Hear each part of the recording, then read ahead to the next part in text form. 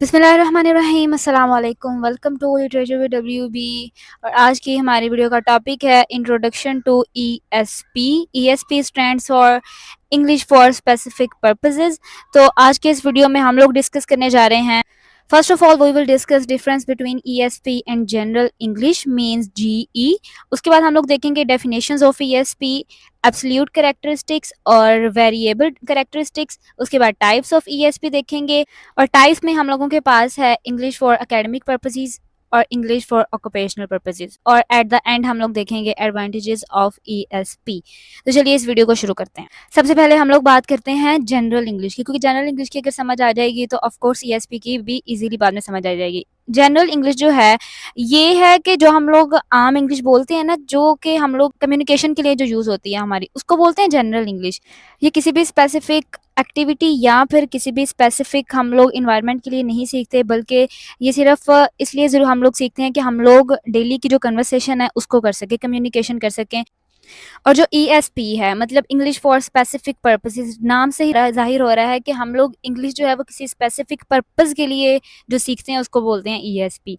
ESP refers for teaching and learning of English for a specific purposes where knowledge related to English language. ठीक है, किसी भी purpose के लिए अगर हम लोग इंग्लिश को सीख रहे हैं ना, तो वो होगा एक ईएसपी। ठीक है, क्यों? क्योंकि हम लोग फॉर एग्जांपल ये ऑक्यूपेशनल के हिसाब से भी हो सकता है। फॉर एग्जांपल हम लोग मेडिकल की जो इंग्लिश लैंग्वेज होगी वो सेपरेट होगी। ठीक है, जो इंजीनियर्स की इंग्लिश लैंग्वेज होगी वो सेपरेट होगी, कंप्यूटर साइंसेज वालों की सेपरेट होगी। ठीक है, तो ये इस लिहाज से जैसे मतलब हम लोग सीखते हैं कि किसी भी पर्पस के लिए हम लोग सीखें कि हम लोग इसको किसी प्रैक्टिकल लाइफ में अप्लाई करें, तो ये होती है ईएसपी। जो मेजर डिफरेंस है ईएसपी में और जीई में यानी जनरल इंग्लिश में, वो है लर्नर्स का। ठीक है, जो ईएसपी के लर्नर्स होते हैं ना, वो एडल्ट्स होते हैं, वो प्रोफेशनल्स होते हैं। ठीक है, उनको अपनी किसी जॉब के लिए या अपनी किसी टास्क के लिए ईएसपी की ज़रूरत होती है। जबकि अगर हम लोग बात करें जनरल इंग्लिश की, तो वो अनरिलेटेड होती है फ्यूचर सिचुएशन के किसी भी स्टूडेंट के। ये यंग्स भी सीख सकते हैं और एडल्ट भी सीख सकते हैं, क्योंकि बच्चों को हम लोग स्कूल्स में छोटी स्टेज पे इंग्लिश सिखाना शुरू कर देते हैं। ठीक है, क्यों? क्योंकि वो कम्युनिकेशन में हम लोगों को आसानी देती है। और जबकि जो प्रोफेशनल के लिए इस्तेमाल होती है वो तो कोई एडल्ट ही सीखेगा ना, क्योंकि उसको किसी स्पेसिफिक टास्क के लिए इंग्लिश सीखनी है। तो अगर मज़ीद बात करें तो जो जनरल इंग्लिश कोर्स है उसमें रेयर ही होता है कि जो टीचर्स हैं वो किसी भी स्टूडेंट की जो नीड्स हैं, जो उनके नीड एनालिसिस हैं वो करें। कि जबकि जो ईएसपी है उसमें को नीड्स एनालिसिस होता है कि किस पर्पस के लिए इंग्लिश को सीखा जा रहा है। उसके बाद हम लोग बात करते हैं इसके स्कोप की। जो ईएसपी है वो डिफरेंट एरियाज में इस्तेमाल होती है। इंग्लिश जो है वो एकेडमिक पर्पसेस के लिए भी यूज़ हो सकती है, ऑक्यूपेशनल पर्पसेस के लिए भी, वोकेशनल पर्पसेस के लिए, medical purposes, business purposes, legal purposes और सोशियो कल्चरल पर्पसेस के लिए इस्तेमाल हो सकती है। उसके बाद हम लोग बात करते हैं डिफरेंट डेफिनेशंस ऑफ ईएसपी। सबसे पहले जो डेफिनेशन दी थी वो दी थी मास्टर ने। इनके मुताबिक जो इंग्लिश जो है ईएसपी जो है वो डिवीजन किसके दरमियान हो गई है? इंग्लिश लैंग्वेज टीचिंग के दरमियान और जनरल इंग्लिश के दरमियान। इंग्लिश लैंग्वेज टीचिंग जो है ये एक स्पेसिफिक कोर्स होता है नॉन नेटिव स्पीकर्स के लिए, नॉन नेटिव स्पीकर्स को करवाया जाता है।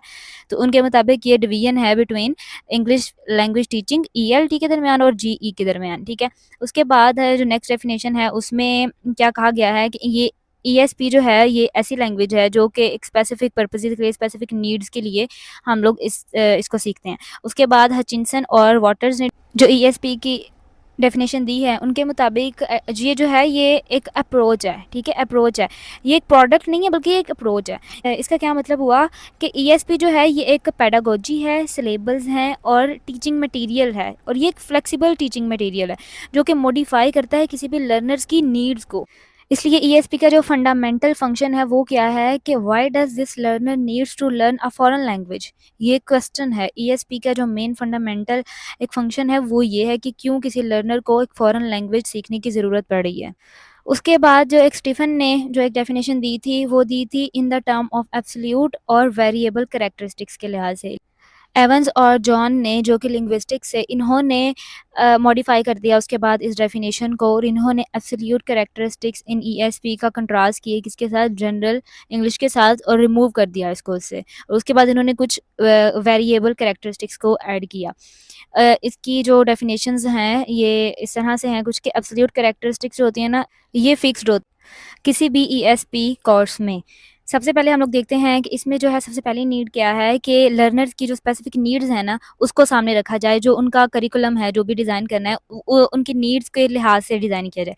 उसके बाद जो नेक्स्ट है कि लर्नर जो है वो किस लिहाज से, किस कॉन्टेक्स्ट के लिहाज से, किस स्पेसिफिक कॉन्टेक्स्ट के लिहाज से, किस डिसिप्लिन के लिए, ऑक्यूपेशन के लिए वो इस ईएसपी कोर्स को सीखना चाह रहा है, वो टीचिंग मेथोडोलॉजी में ज़रूर ऐड किया जाए, उसका लिंक्ड की जाए टीचिंग मेथोडोलॉजी। उसके बाद जो है ईएसपी फोकस करती है लैंग्वेज को, इन सारी एक्टिविटीज़ में जिसमें ग्रामर आ जाती है, सिंटैक्स और सेमेंटिक वगैरह आ जाता है, और साथ ही साथ डिस्कोर्स इन पर्टिकुलर ऑक्यूपेशंस में को भी इसमें ऐड करना चाहिए। ये जो करैक्टरिस्टिक्स हैं, ये कोई भी एक मेजर, माइनर या शॉर्ट और लॉन्ग कोई भी ईएसपी कोर्स है, ये सारी जो हैं ये फिक्स्ड होंगी। ये सब पॉइंट्स जो हैं वो लाज़मी उसमें ऐड होंगे। उसके बाद हम लोग नेक्स्ट बात करते हैं वेरिएबल करैक्टरिस्टिक्स की। ये जो हैं ये होती हैं चेंजेबल, ठीक है? मतलब इनमें कोई ना कोई चेंज हम लोग कर सकते हैं। सबसे पहला क्या है कि जो ईएसपी है वो उसका जो कोर्स है उसको इस तरह से डिज़ाइन किया जाए कि वो स्पेसिफिक किसी भी डिसिप्लिन के लिए हो। उसके बाद ईएसपी जो है उसमें एक कुछ टीचिंग सिचुएशंस को ऐड किया जाए, मीन्स डिफरेंट मेथोडोलॉजीज़ को इस्तेमाल किया जाए। उसके बाद ईएसपी जो है वो एडल्ट लर्नर उसके होने चाहिए, या वो टर्शियरी लेवल के भी हो सकते हैं, और ये सिर्फ ज़रूरी है कि वो सेकेंडरी स्कूल लेवल के लर्नर्स हों। और जनरली जो है ये इंटरमीडिएट या फिर एडवांस स्टूडेंट्स के लिए भी इस कोर्स को डिज़ाइन किया जा सकता है।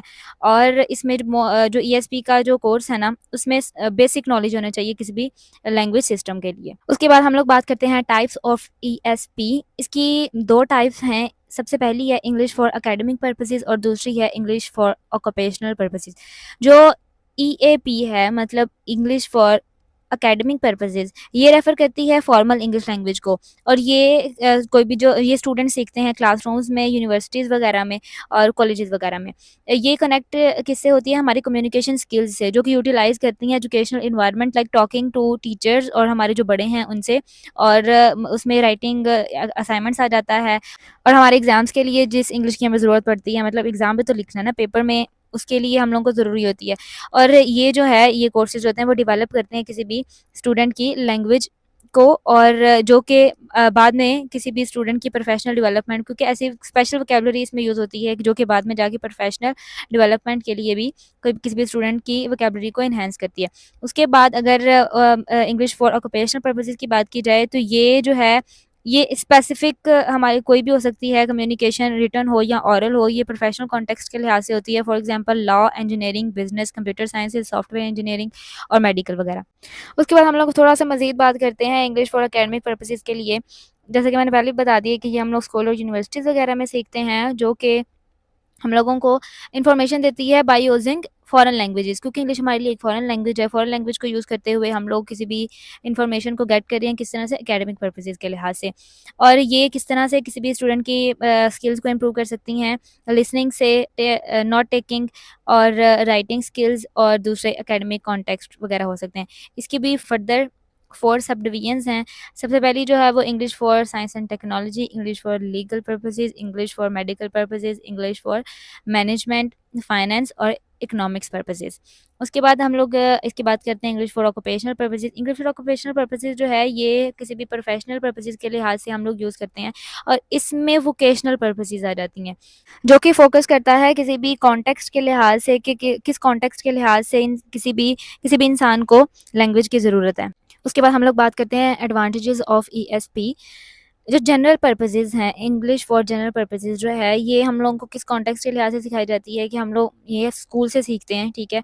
और इसकी जो कोई भी एक और ये किसी भी स्पेसिफिक पर्पसेस के लिए हम लोग नहीं सीखते हैं, ठीक है? जबकि ये जो इंग्लिश फॉर स्पेसिफिक पर्पसेस है, ईएसपी जो है ये किसी भी स्पेशल पर्पस के लिए हम लोग इस्तेमाल करते हैं। हचिंसन और वाटर्स ने एक बात स्टेट की थी। इनका ये कहना था कि not the existence of need but rather than awareness of the need. Tahir ने इसकी ईएसपी को 3 फोल्ड स्टेप्स में कवर किया है। सबसे पहले जो है वो है अचीव स्पीड, उसके बाद एफिशिएंसी और उसके बाद इफेक्टिवनेस इन लर्निंग। उनको हम लोग देखते हैं। सबसे पहले हम लोग बात करते हैं लर्निंग स्पीड की।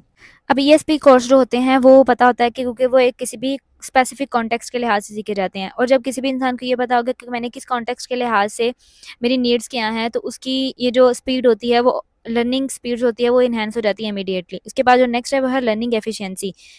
अब कोई भी इंसान होगा उसको पता होगा कि मैंने जो है वो किस लिहाज से मैंने ईएसपी का कोर्स करना है, ठीक है। मतलब ये कि नीड्स एनालिसिस करना अपना खुद के, मुझे किस चीज़ की ज़रूरत है, मैं किस लिए ट्रेनिंग ले रहा हूँ। फॉर एग्जांपल जो होटल वर्कर्स हैं उनके लिए जो भी करिकुलम डिज़ाइन किया जाएगा, जो भी कोर्स डिज़ाइन किया जाएगा, वो उनके पर्पस के लिहाज से ही डिज़ाइन किया जाएगा ना कि उनका पर्टिकुलर पर्पस क्या है लर्निंग का। तो उस लिहाज से उनके लिए वो कोर्स डिज़ाइन किया जाएगा। उसके बाद हमारे पास जो नेक्स्ट है वो है लर्निंग इफेक्टिवनेस। अब जैसा कि पिछली वाली हेडिंग में बात की हुई है कि किसी भी लर्नर की सबसे पहले नीड्स एनालिसिस होता है कि उसको को क्या ज़रूरत है ये कोर्स करने की। अब जो लर्नर्स हैं सिर्फ़ और सिर्फ़ उसी टास्क को, उसी अपनी जॉब रिलेटेड टास्क को ही सिर्फ़ परफ़ॉर्म नहीं करेंगे, बल्कि अगर उनको कोई और भी मुश्किलात पेश आ रही हैं तो उसको भी बहुत अच्छे से हैंडल कर सकेंगे। क्यों? क्योंकि वो उसकी वोकैब्युलरी को, उसके जो उसके उससे जितने भी फ़ैमिलियर अटरेंसेस हैं उनको वो जानते होंगे, ठीक है? जिसकी वज़ह से वो किसी भी सिचुएशन को ईज़िली हैंडल कर सकते हैं। तो ये थी आज की वीडियो जिसमें कि मैंने ईएसपी का एक फर्स्ट चैप्टर को कंप्लीट कवर किया। होप सो कि आपकी इसकी समझ आई होगी। अगर वीडियो पसंद आई तो लाइक कर दें, चैनल पर नए हैं तो सब्सक्राइब कर दें। तो इंशाल्लाह मिलते हैं नेक्स्ट वाली वीडियो में, तब तक अपना ख़्याल रखिएगा। अल्लाह हाफ़िज़।